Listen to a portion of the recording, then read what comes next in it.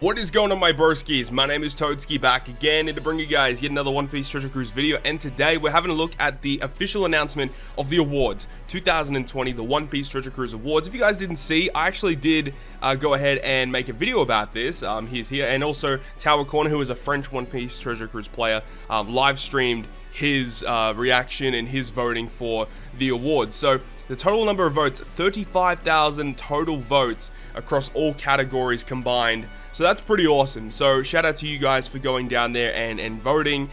So today we're just going to be reacting to see what the community actually voted for, and it's going to be just interesting to see what people thought were the best in each category. And there are certain ones I'm definitely interested to see the results for. So you know, obviously I did make the video on it, and yeah, it started the 7th of December, and the 15th of December was the end of the voting, and now all of the categories have been announced. So without further ado, let's go ahead and have a look and see what we got.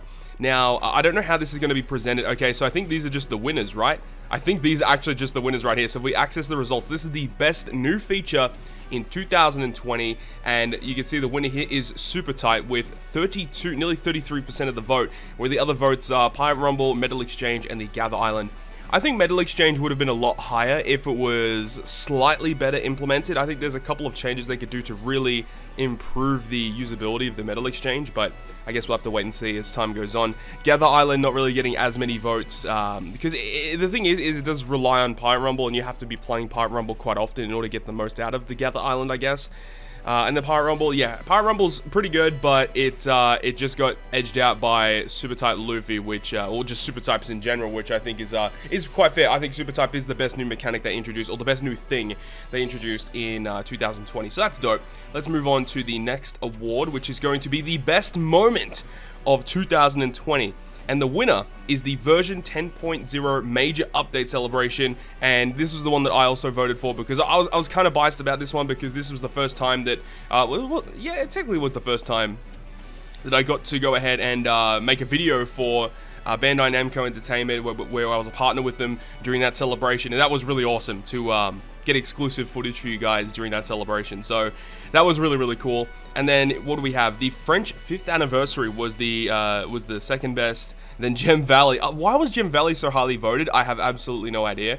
And the Kizuna Clash Gecko Moro, the co-op Kizuna Clash, which only had 2% of the vote. Yeah, it's hard to vote for the Kizuna Clash when we had like these other celebrations here. I don't get why Gem Valley was such highly voted, because that was actually a very negative moment for the community. I don't understand. I mean, it is what it is, whatever. Okay, let's move on to the next one, which is going to be the best Sugarfest, which, as you can see right there, the best Sugarfest of the year. The winner was the version 10.0 major update celebration, with the Super Types debuting for the first time, and I would probably agree. I think that was the one I also voted for. It was a very good Sugarfest, and Shanks' Crew easily was the second best, for sure.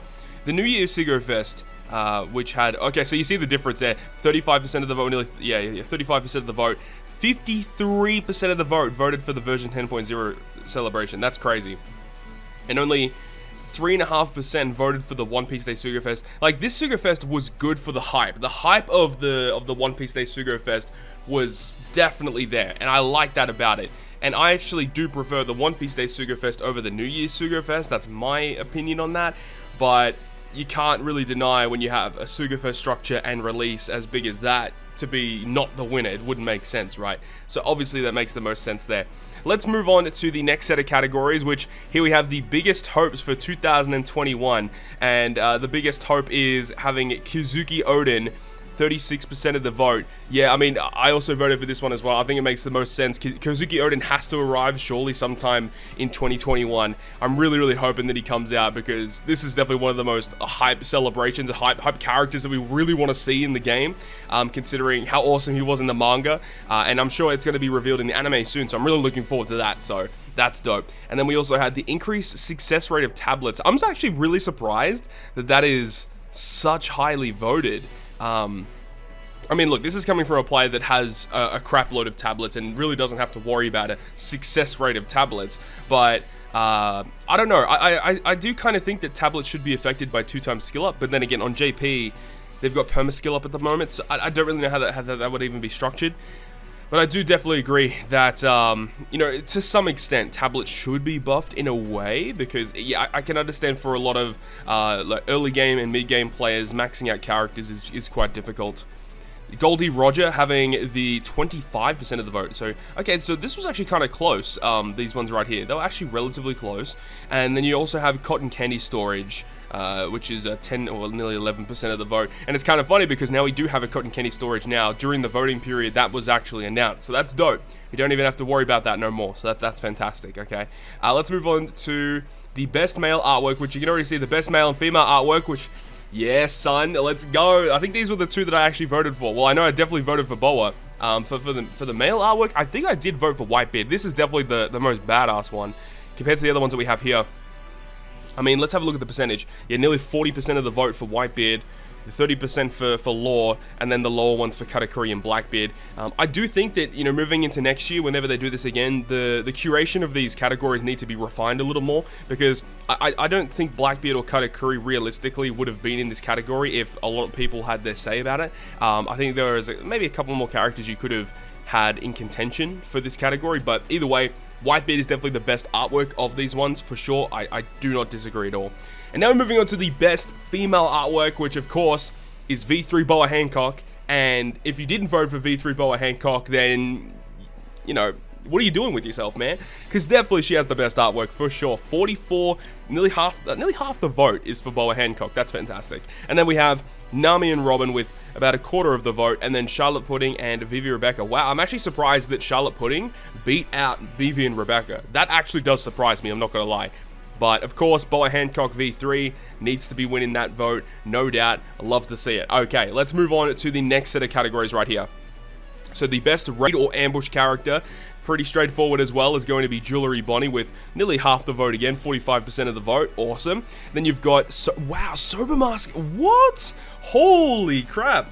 Okay, I think maybe the actual character of Sober Mask is carrying this unit, because Raid Sober Mask, in all honesty, is not that great. Definitely Mr. Zero is easily the second best character on this listing, and I do not know why he is the lowest voted. That genuinely surprises me. I don't know what people are doing. I think people surely were voting just, oh, it's Sober Mask, I gotta vote for him.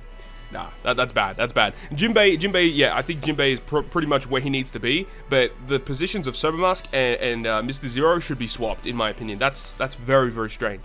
But either way, Jewelry Bonnie is the number one for this category, which is fine. That's exactly what I wanted to see. She's definitely the best raid that released in 2020. She is a phenomenal character. Next, we have the best Colosseum character, which is going to be Dogstorm, which is awesome, which is exactly what I thought was going to happen. Let's see the other ones, though. King is going to be the second vote, Komurasaki with the third, and Sanguro with the fourth. I would have thought that Komurasaki would have been the second voted, because, in my opinion, I think Komurasaki is the second best unit here. I do think Dogstorm, on paper, is the best unit in this listing here. He just does so much, but it's very, very surprising to see that Komurasaki is only at the third position.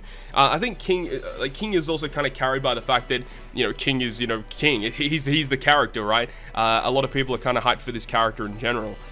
So I guess that is a little surprising, but at least, you know, Dogstorm is the winner here, which is no surprise. That was definitely the best choice there.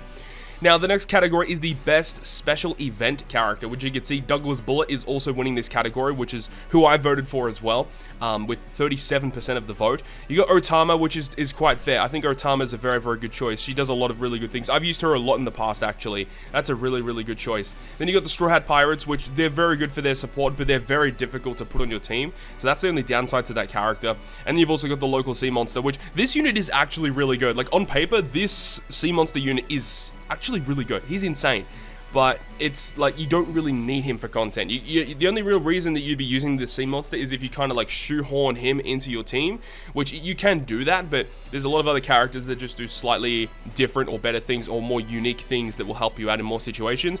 But do not deny that this Sea Monster is very good. And the thing is as well, is that this is a global first character. Who knows when this character is ever going to come out to JP, and also who knows when it's ever going to return for global. We don't know. So that's kind of interesting to note. But definitely Douglas Bullet getting the number one position there. And remember that this guy came out with the that free-to-play support of, what's his name? Buena Festa, which kind of helps out this guy, and also Legend Bullet as well. It's really, really cool. So, moving on to the next set is going to be the best treasure map character. And it actually was Robin. Okay, that's really fair. And I think Robin was not the one I voted for. I voted for the one that I had the most fun using. But Orobi on paper is the best of these units for sure. Zoroark actually got second position. That is genuinely surprising. Monkey D. Luffy with third, and then Rebecca Viola for the fourth spot. I was totally expecting Monkey D. Luffy to either get first or second because it's Monkey D. Luffy. A lot of people like him.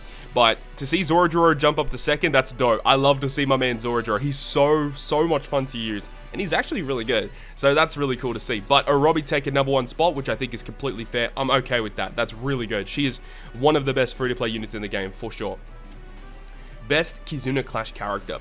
We have Marco and Ace winning this spot here, which I think is also the one that I voted for. You got Luffy and Boa here for second, Okiku for third, and then you've got Carrot for the last position. Look, on global, Luffy and Boa are basically unusable, so that's the reason why I didn't vote for them at that point in time. I do think Okiku is probably, you know, the first or second best unit here. I think in terms of the utility is quite good, but currently on global, Marco and Ace can be completely maxed out, and a lot of people have been able to use them, and they are very good. They're good in Pirate Rumble as well. So I think across the board, Marco and Ace are probably the best Pirate Rumble character, or the best Kizuna Clash character to debut this year. Yep, makes sense to me. No problems whatsoever there. Now we've got the most useful character of Pirate Rumble. Yeah, okay. So this category is one of the categories that I think needed the most work, because the characters that they had selected here were just odd. I think it was this guy, Carrot, it was also Dogstorm and Kizaru. So I'm fully expecting Carrot to be second, Kizaru third, and then Dogstorm last. I hope that's the case, and if it's not, I'll be very shocked. So let's see what it is. Wow, okay, so Borsalino is actually second spot. That is genuinely surprising. Carrot is third, and then obviously Dogstorm is going to be last with only 3% of the vote. I do not understand to this day why Dogstorm was on here. It doesn't make sense at all. The others I can definitely agree with to an extent, but 65% of the vote voting for Doflamingo, this was a whitewash. They definitely needed to add another top tier unit here. I think V3 Katakuri should have been put in here instead, but either way, dude, yeah, no doubt, this is the best Pirate Rumble character in the game right now, most likely. He just does so much. He's very good defensively. He's good offensively. He works in multiple different teams. It's hard to deny this character being the best Pirate Rumble unit in the game right now. I do think V3 Katakuri's up there as well, but, you know, this guy's fantastic. No problems with that at all. Okay, let's move on to the next one, which is going to be the best rare recruit character, which we can see right here is Usohachi with 56% of the vote. I think this was kind of swayed by the fact that the global players don't have access to the Robin character yet, and see it with Robin only with third spot. This is definitely the reason, is because this Robin was not available during the voting period, or like was only available basically on the last day of the voting period, so a lot of people don't really understand what this character even did. So understandably so that Usohachi won the vote. Don Krieg and Gin, which is the one I voted for, got second position, which is awesome because I use them a lot. And then unfortunately Boa Hancock only getting 6% of the vote. It's understandably so because the other three rare recruits are just way too good. I'm not saying this Boa is bad, it's just that the other three are just usable in more cases compared to the Boa. So unfortunately, she doesn't get any, well, she doesn't get many votes, she does get some votes, but Usohachi takes the #1 spot, which is quite fair. He's a very good rare recruit, he does lots of good things.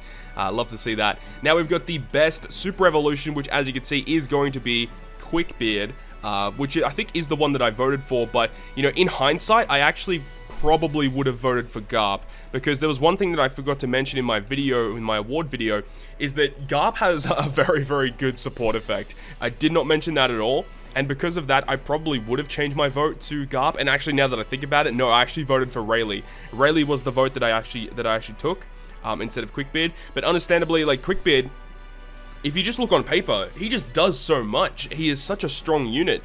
And the only real problem with the unit is that a lot of times you're not going to be using him just because you've got Kaido. Kaido is just like this guy, but he's just a lot easier to use. But in certain situations where you need to remove Despair or you need significant damage reduction, this guy is probably going to be your go-to. And he has a really good support as well. Quickbeard support is fantastic. So lots of really good things going there. And then Marco, unfortunately, taking the last position with a 5.5% of the vote. Yeah, so Marco, he just needed a bit more. Or, yeah, it's just, he doesn't compete with the other characters on this listing here.